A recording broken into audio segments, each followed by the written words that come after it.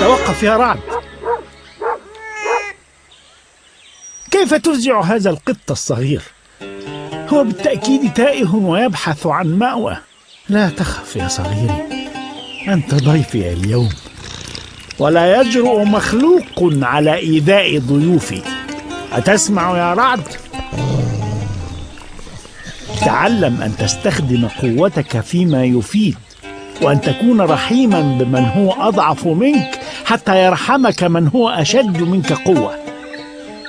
لا تكن كأبرهة الحبشي صاحب الفيل الذي أصبح مثلا يضرب للحماقة والاعتزاز بالقوة. وأقصد بالحمق أبرهة طبعا، وليس الفيل المسكين. أنت لا تعرف القصة. حسنا، اجلس في هدوء وأنا أحكي لك.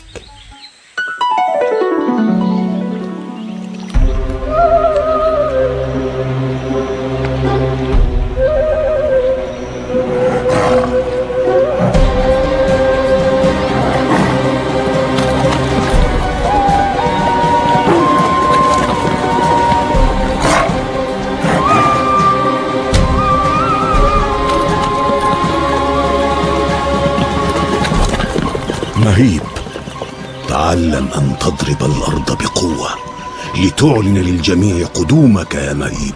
سأفعل يا أبي، ولكني كنت أريد أن ألعب وأستحم في بركة الطين. هناك أشياء أهم من اللعب. مثل ماذا؟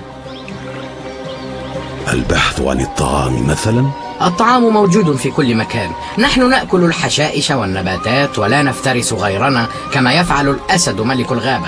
من قال إن الأسد ملك الغابة؟ أكثر الحيوانات. هذه شائعات لا تصدقها. أبي، أريد أن أستحم عند بركة الطين. انتظر. ماذا ستفعل؟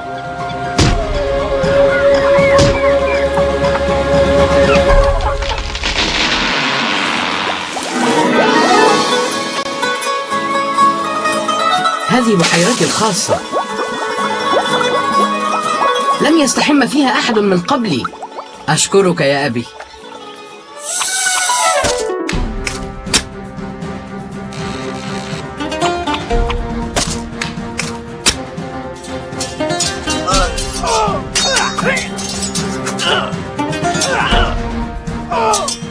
ما رأي مولاي الملك أبرهة في تدريبات الجند؟ هذه كلها أساليب قديمة للقتال، تعرفها جميع القبائل العربية مثلما نعرفها نحن في اليمن. ولكن جنودنا يتقنون فنون القتال أكثر من غيرهم. هذا لا يكفي، أريد جيشا مميزا يرهب الأعداء ويحطمهم تحطيما دون مقاومة. هل نستعين بعجلات حربية مثل التي كانت عند ملوك الفراعين؟ لا، أريد سلاحا لم يستخدم من قبل ولا يمكن مواجهته أو إيقافه، كالأفيال المندفعة في أحراش إفريقيا. نعم، إنها الأفيال. إلى أين تذهب يا أبي؟ هذا ليس من شأنك. لا يجب أن تخرج في الظلام وحدك. هل ستتحكم في أبيك بعد أن كبر في السن؟ لا يا أبي، لم أقصد، ولكن أرجوك أن تسمح لي بمرافقتك. لا. لماذا؟ اسمع يا بني، إنني راحل ولن أعود. لماذا لا تعود؟ دعك من الأسئلة السخيفة. اسمعني الآن، فربما لا أحدثك بعد اليوم. إنني أسمعك يا أبي. أشعر بأن قوتي تتسرب مني، لكني أرى قوتي في جسدك أنت. اسمع يا بني، لقد عشت فيلا شريفا. لا أفهمك يا أبي. إنني لم أستغل قوتي في ظلم مخلوق، هذا هو شرف الأفيال. لم أظلم بريئا ولم أضرب ضعيفا. قد تأتي عليك لحظة تتعرض فيها لاختبار صعب، فليكن الشرف دائما هو اختيارك في الحياة. عد الآن وقم برعاية الفصيل. هل عاد الصيادون من غابات إفريقيا؟ لم يعودوا بعد يا سيدي. لماذا؟ ما سبب التأخير؟ كان علينا تدبير أمر نقل الفيلة بعد صيدها من إفريقيا إلى اليمن وتصميم أقفاص خاصة لها اسمع أيها الوزير، لا أريد الخوض في التفاصيل. أريد الفيلة عندي في حديقة القصر في أسرع وقت. أمرك يا مولاي.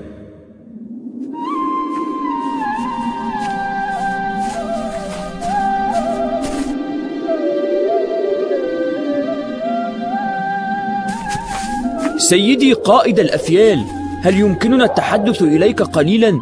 بكل تأكيد يا جبل، أنت وبطاطا من أعز الأصدقاء، ولذلك نحن لا يعجبنا جلوسك المستمر عند مقبرة الأفيال وحزنك الدائم على أبيك.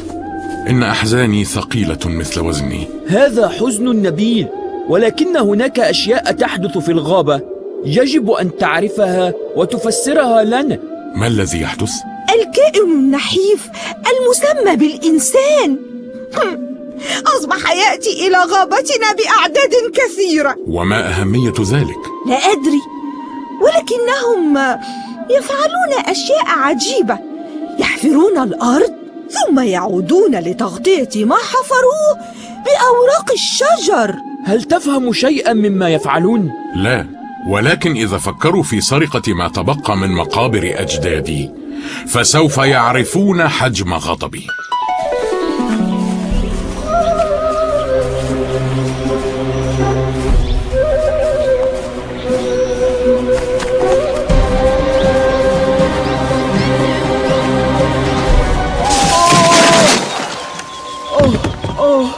أيها الجبناء، أين كانت تلك الشبكة؟ إنها لا تتمزق مهما ضربتها. مهيب، ابتعد يا مهيب، سيصيدونك أنت أيضا. يجب أن أنقذ صديقي. لا فائدة، اهرب بسرعة. أسرع يا مهيب، أسرع، إنهم يقذفون الرماح في هذه الناحية. لنتجه إلى الناحية الأخرى. قدمي تؤلم.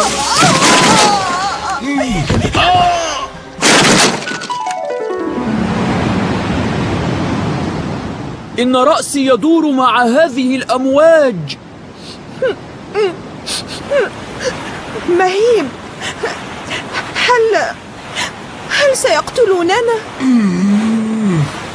لو كانوا يريدون قتلنا لفعلوا ذلك في أحراش الغابة. إننا أسرى لديهم. وماذا سيصنعون بنا؟ لا أدري يا جبل.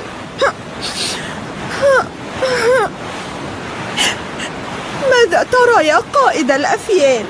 لم أعد قائدا لأحد، لقد فشلت في حمايتكم.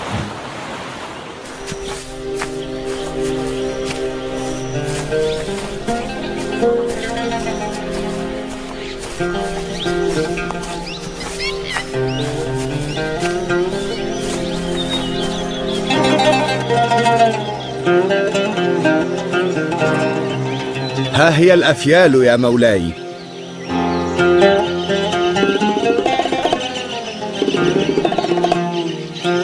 ما الذي تفعله؟ إنها تؤدي التحية العسكرية للقائد أبرهة، ولكن على طريقتها. يعجبني هذا. ولماذا لا يؤدي هذا الفيل التحية؟ لا أدري، ولكنه لا يستجيب للأوامر يا مولاي. كيف لا يستجيب الجندي لقائده؟ حاولنا تأديبه وضربه بالسياط، لكنه عنيد إلى أبعد الحدود. الطعام يا وزير، امنع عنه الطعام. عندما يقرصه الجوع سيستجيب للأوامر. أمرك يا سيدي. إن الطعام لذيذ. كل في صمت. معذرة يا مهيب، ليتنا كنا نستطيع إطعامك معنا. الأمر سهل، لماذا لا تستجيب مثلنا وتقدم التحية للقائد أبرهة؟ نعم، المسألة بسيطة. كل ما عليك أن تخفض رأسك قليلا وترفع خرطومك لأعلى. إنني أتضور جوعا، رائحة الطعام لا تقاوم.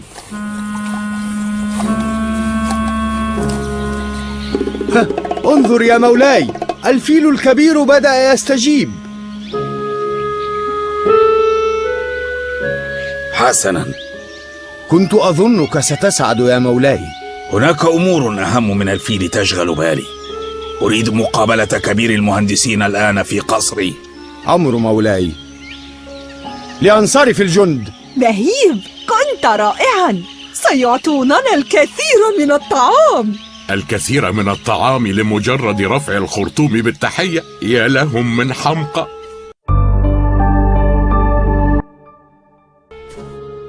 لماذا يحج العرب إلى الكعبة؟ إنها أول بيت وضع لتوحيد الله على الأرض، وهي تقع في مكة. لست أسأل عن مكانها، إنما أسأل عن سر مكانتها في قلوب العرب. الكعبة يا مولاي أبسط أثر معماري في العالم. إنها مجرد مكعب من الحجر، لكن قيمتها أنها ترمز لبيت الله الحرام. أريد أن أبني معبدا أفضل من الكعبة، أم أنك تؤمن بما يقوله العرب؟ إن عملي بالهندسة والبناء يا سيدي يجعلني أؤمن بأن للكون خالقا واحدا صنعه بهذا الإتقان العجيب دون أن يختل فيه شيء. خيانة في القصر، هذا الكلام خيانة. اقبضوا على كبير المهندسين وألقوه للفيلة لتفتك به.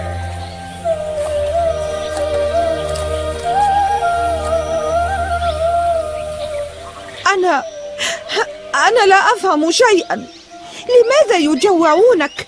لقد أديت التحية لقائدهم كما طلبوا. إنني أستحق العقاب لأنني أهنت نفسي وقبلت أن أنحني أمام حاكمهم التافه. الحرس قادمون.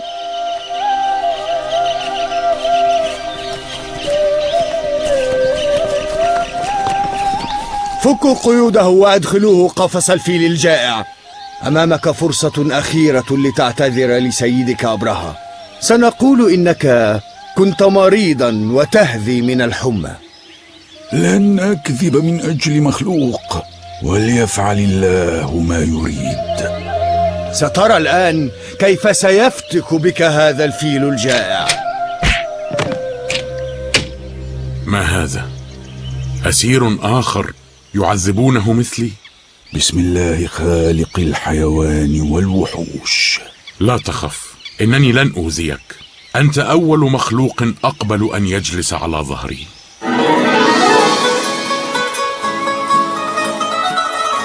اقتلوا كبير المهندسين الخائن، أما الفيل فأدبوه حتى يعود إلى رشده. أمرك يا سيدي. من أنت أيها الرجل؟ أنا يا سيدي مساعد كبير المهندسين. هل جئت لتدافع عنه؟ لا يا سيدي، لا. كيف أدافع عن كافر بنعمة مولاي أبرهة؟ لقد جئت أعرض خدماتي. هذا رسم للمعبد الذي طلبه مولاي أبرهة ليحج إليه الناس بدلا من الكعبة. جميل، بناء عظيم. خادمك يا مولاي ورهن إشارتك. أنت تحسن الحديث، ابدأ في التنفيذ فورا.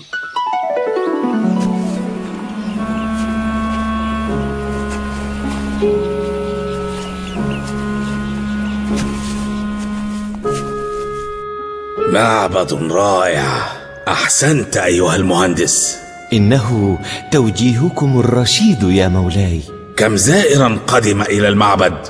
زائر واحد أعرابي كان يسافر عبر الصحراء. كيف هذا؟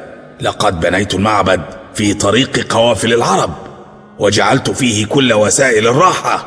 سيزيد عدد زوار المعبد مع مرور الوقت يا مولاي. وماذا قال لك هذا الأعرابي؟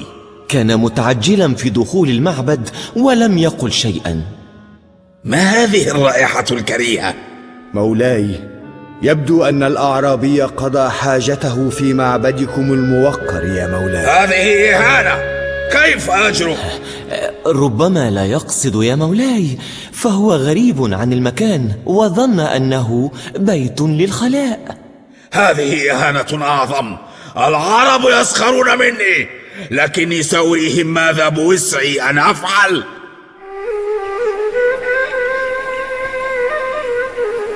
اطمأن أبرهة على جيشه الذي كان في ذلك الوقت أقوى جيوش الأرض، ونام ملء جفونه وهو واثق بأنه سيجبر الناس على الحج لمعبده المزعوم بعد أن يحطم الكعبة المشرفة ويذل أهل مكة ومن حولها.